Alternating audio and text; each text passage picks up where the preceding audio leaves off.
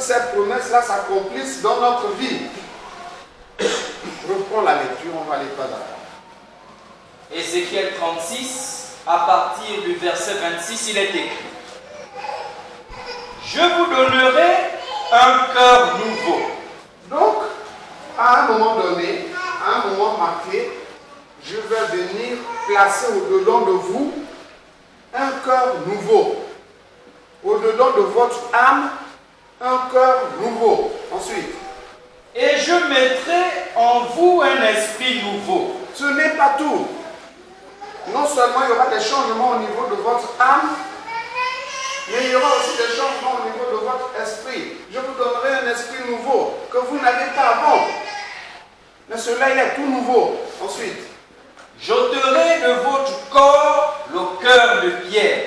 j'enleverai de votre corps le cœur de pierre. Soulignez chez vous ce cœur de pierre. On va y revenir abondamment aujourd'hui. Soulignez ça, le cœur de pierre, qui vous empêche de vivre avec le corps nouveau. Le cœur de pierre. On va expliquer ce que ça veut dire. Et il vous joue beaucoup de tours. Beaucoup de tours. Ensuite, Et je vous donnerai un cœur de chair. je vais vous donner un cœur meilleur. De chair. Un cœur que tout homme voudrait avoir. Et on va voir la nature de ce cœur-là aussi. Oui. Je mettrai mon esprit en vous et je ferai de sorte que vous suiviez mes ordonnances. Donc je vais prendre mon esprit, qui est l'esprit nouveau en question, je vais le mettre en vous. Pour faire quoi? Pour vous rendre capable de m'obéir, de m'écouter et de bénéficier de ce qui est de moi.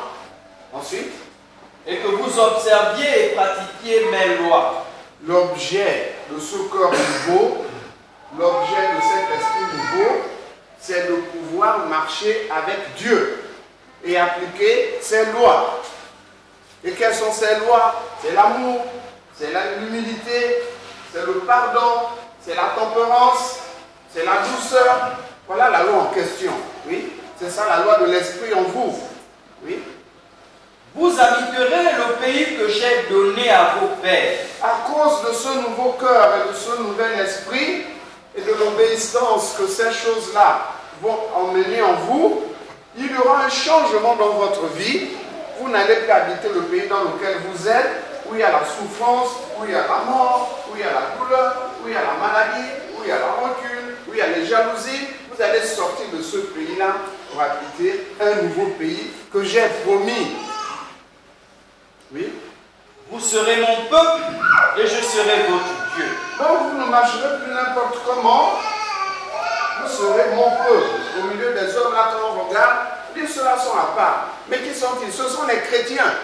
Et c'est comme ça que le mot chrétien a été donné à ces gens-là, parce qu'ils ne marchaient plus comme les autres hommes.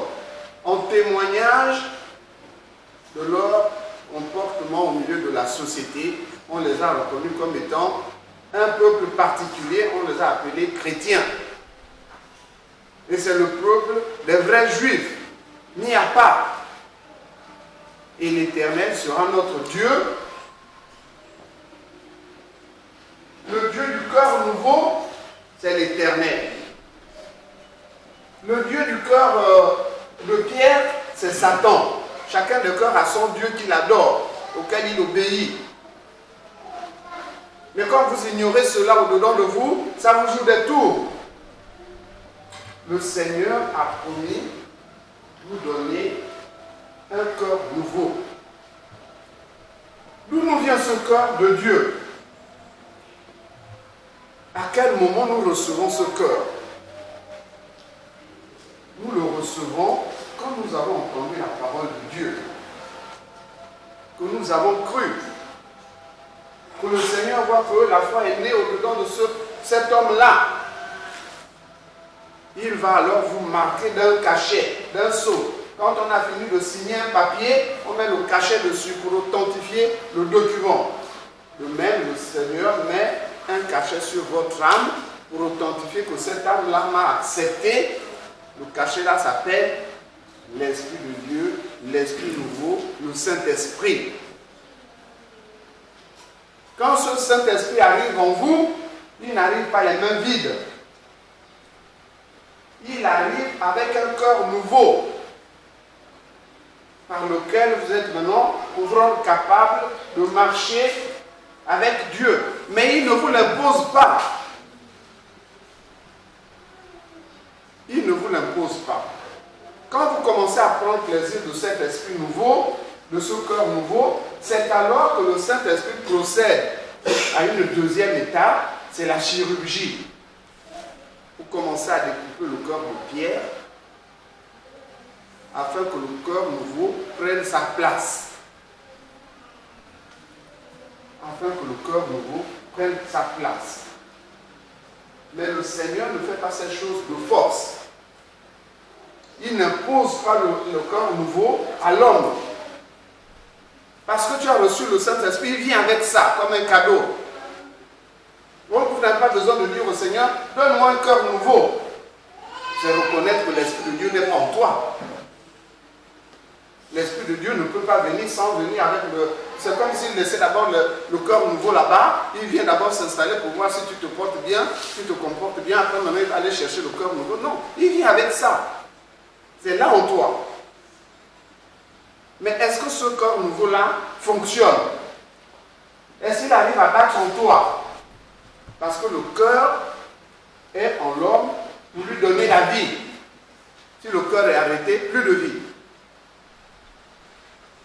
Donc, est-ce que le cœur nouveau en toi fonctionne? Est-ce que tu es même convaincu que le cœur nouveau là est là?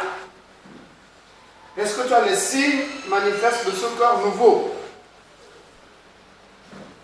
On va lire le premier des versets du tableau, Éphésiens 4, verset 22.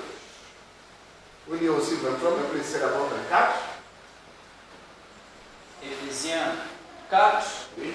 au verset 22. 22, il est écrit. Eu égard à votre vie passée, du vieil homme qui se corrompt par les On va à convoitises, partir du verset 23. à être renouvelé dans l'esprit de votre intelligence. Donc, vous devez être renouvelé au niveau de votre esprit, de l'intelligence. C'est-à-dire, l'intelligence de l'homme étant dans son esprit, l'intelligence humaine classique est souillée par le péché, souillée par le mal. Maintenant, quand le Saint-Esprit vient, l'Esprit nouveau, il vient vous renouveler l'intelligence. Où est l'intelligence? Là, elle habite dans le Saint-Esprit. Maintenant, il vient déployer ça au-dedans de ton esprit à toi. Ensuite, Et à revêtir l'homme nouveau, créé selon Dieu dans une justice et une sainteté qui produit la vérité. je reprends. Ouvrez bien les oreilles. Et à revêtir l'homme nouveau. Donc, étant en Christ, vous devez vous exercer à revêtir l'homme nouveau. Quel homme nouveau? Celui qui est né en vous à travers du cœur nouveau. On verra la nature, les attributs de cet homme nouveau, pour que vous sachiez si vous l'avez déjà revêtu ou pas. Et si vous ne l'avez pas revêtu, c'est qu'il y a quelque chose qui ne fonctionne pas en vous, il faut corriger ça, pour que vous vous revêtez de l'esprit nouveau. Sinon, comment vous direz que je suis en Christ? Ce n'est pas parce que les gens invoquent Christ, ils invoquent, ils sont en Christ. Ils doivent avoir en eux des attributs réels qui montrent qu'ils sont réellement en Christ. Ce n'est pas de crier Jésus, Jésus, Jésus. Vous-même, vous avez entendu ce que le Seigneur a dit. Ce n'est pas ceux qui m'invoquent Seigneur, Seigneur, Seigneur qui sont les miens. Non. Donc il ne faut pas que nous soyons comme ça. Ceux qui invoquent Jésus, invoquent Jésus, invoquent Jésus. Non. Ce sont les supporters de Jésus-Christ. Le Seigneur l'a déjà dit ici. Les supporters de Jésus-Christ invoquent Jésus-Christ. Mais les disciples marchent avec Jésus-Christ. Il y a une différence. Les églises sont remplies des supporters de Jésus-Christ. Le fan club de Jésus-Christ compte des millions, sinon des milliards de supporters. Mais parmi eux, combien y a-t-il des disciples? Ceux qui marchent avec lui. Vous reconnaîtrez les supporters de Jésus-Christ par leur enthousiasme, leur capacité à louer, à prier, etc. Oui. Mais le corps ne change pas. Ils n'ont pas le corps nouveau, ils ont toujours le corps ancien, le corps de pierre. C'est comme ça que vous les reconnaîtrez. Mais si vous, même, vous vous reconnaissez, ah j'ai encore le corps de pierre, je suis encore un supporteur. Il faut que je sorte de là pour devenir un disciple. Et c'est ce que nous allons voir. Continue la lecture. Donc, je reprends. Et à revêtir l'homme nouveau